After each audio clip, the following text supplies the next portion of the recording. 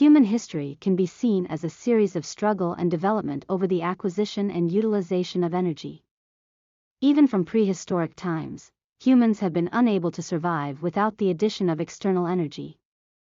Homo sapiens have exceptionally large brains, and it consumes 20 to 25% of all metabolic energy, compared to around 10% in other primates and just 3 to 5% in other mammals.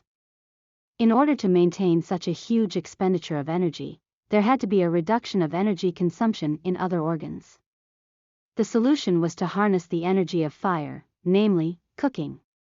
By heating up food, it becomes easier to chew, digest, and absorb calories and nutrients.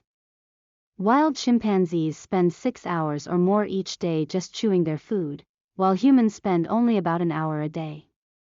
The high energy need of the brain was partly offset by a reduced energy need in digestive systems. In other words, our huge brain was possible by externalizing the energy required for food digestion. Biologically speaking, a human body cannot be maintained without external energy consumption. Beginning from the use of fire, how has humanity discovered various ways to collect, store, and utilize energy outside our own bodies more abundantly and efficiently? The second significant breakthrough in the history of energy is agriculture. Throughout history, the sun has been the direct or indirect source of almost all human activities. Only about 0.05% of incoming solar energy is transformed by photosynthesis into chemical energy in plants, providing the essential foundation for all animals, including humankind. Before agriculture, all people had been living as hunter-gatherers. Our ancestors made their living by walking through woods to collect mushrooms, and running across plains to hunt animals. Whether in rainforests or savanna, only a fraction of the entire biomass is edible for us, so there was an inherent limitation in the amount of accessible calories. From 10,000 BC onwards, farming began sporadically around the world, which dramatically transformed human societies. In terms of the history of energy acquisition, agriculture means the exclusive use of solar energy in a specific piece of land. We drive away all wild animals and plants from the land, cultivate a single species, and constantly expel weeds and vermin. The result was remarkable. First, agricultural societies could support far higher population densities than hunter-gatherer societies. Second, farming began creating an energy surplus that allowed some members of society to engage in a range of activities other than producing food. The denser population and energy surplus eventually paved the way to highly complex and advanced hierarchical societies. By the end of the 19th century, however, yields approached a limit, since the yearly amount of energy that photosynthesis can capture from the sun is finite. For example, the population in Japan reached 30 million in the middle of the 18th century, and almost leveled off during the rest of the Edo period, which suggests that, relying solely on the efficient utilization of solar energy, this is the maximum population capacity that the Japanese archipelago can sustain. Agriculture enabled humankind to monopolize the solar energy raining on the land. But utilizing the sun's radiation falling at this very moment was not enough to achieve the extraordinary population and industrial productivity of the modern times. It was the use of fossil fuels that broke through the inherent limitation of agriculture. Fossil fuels, in a literal sense, are dead remains of ancient plants and animals. They stored solar energy as chemical energy through photosynthesis. After they died and buried under the ground, earth pressure and geothermal heat gradually transformed them into substances with high energy densities. In other words, fossil fuels are a storage of solar radiation energy that fell on Earth for hundreds of millions of years. Today, we are tapping into these ancient reserves of solar power to feed the expanding population by producing chemical fertilizer, travel around the world with jet planes, and operate huge shopping malls.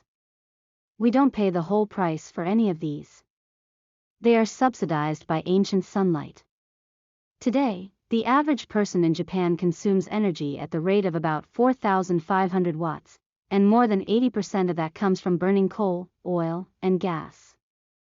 If you were to generate the same amount of energy by employing laborers pedaling exercise bicycles, you would need 270 slaves, working 8-hour shifts each. By analogy, we can also understand the historical dependence on forest resources in pre-modern civilizations. For example, a 40-year-old tree can be viewed as a mass of solar energy accumulated over the past 40 years on that spot. Technological development, cultural advancement, and education systems are only possible in societies with sufficient energy surplus. Forest resources have given us a temporary energy surplus, until they are all cut down. Throughout history, progress of human society has been invested by nature's reservoir of past solar energy. Whether it is building a pyramid, cultivating farmland, or weaving cloth, there has to be an input of kinetic energy. Until a certain point in history, humans had only one machine capable of converting solar energy into kinetic energy, the body.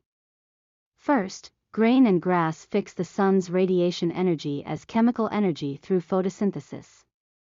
Then, in the process of metabolism, the bodies of animals including Homo sapiens, burn these organic fuels which we call food, and convert the chemical energy into the movement of muscles. This had been the only way to generate kinetic energy from other forms of energy, until the discovery of steam engines in the 18th century. A steam engine burns some kind of fuel, such as coal, and used the resulting heat to boil water, producing steam. As the steam expands, it pushes a piston. The piston moves, and anything that is connected to the piston moves as well. The point is that it has successfully converted thermal energy into kinetic energy. At heart, the Industrial Revolution has been a revolution in energy conversion. Previously, humans could harness energy only in the same form as it was extracted. For example, pre-modern societies used water wheels to capture the flow of rivers to grind grain, and burned firewood to smelt iron. In either case, there is no conversion of energy form. The former turns kinetic energy of water into kinetic energy of millstones, and the latter uses thermal energy in the form of thermal energy as it is. Steam engines taught humanity that any type of energy can be transformed into a useful form, if we could just invent the right machine. In particular, fossil fuels suddenly became valuable, as we have discovered a way to extract useful energy from thermal energy. The last breakthrough in the history of energy is the implementation of electricity. From the mid-18th century to the end of the 19th century, humanity spent 1.5 centuries discovering and developing a series of technologies necessary to make electric energy commercially viable. Electricity was revolutionary in the following two aspects. First, it has dramatically increased the flexibility of energy conversion. Medieval water wheels could not turn the kinetic energy of water into thermal energy to warm their house. Steam engines could turn thermal energy into kinetic energy, but they couldn't use the kinetic energy to light their room.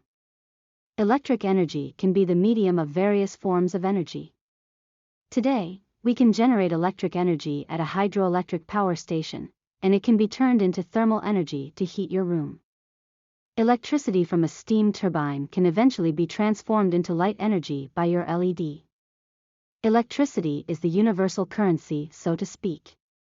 Any source of energy, once it's converted into electric energy, can be harnessed as a useful form of energy. Second, electric power has enabled the long-distance transmission of energy. Before electricity, energy could only be consumed at the very place it was extracted. For example, millstones to grain wheat powered by a water wheel had to be right next to rivers. Today, in contrast, energy produced by hydro turbines at the Kurobe Dam illuminates the night in Osaka, 300 kilometers away in power transmission distance. Human history can be seen as the quest for more abundant energy, in more useful and versatile forms, more efficiently at lower costs. With the discovery of electricity, we have achieved the freedom of conversion and transmission of energy, which marked a certain completion in the history of energy. However, there are still ongoing challenges, such as the depletion of fossil fuels and climate change.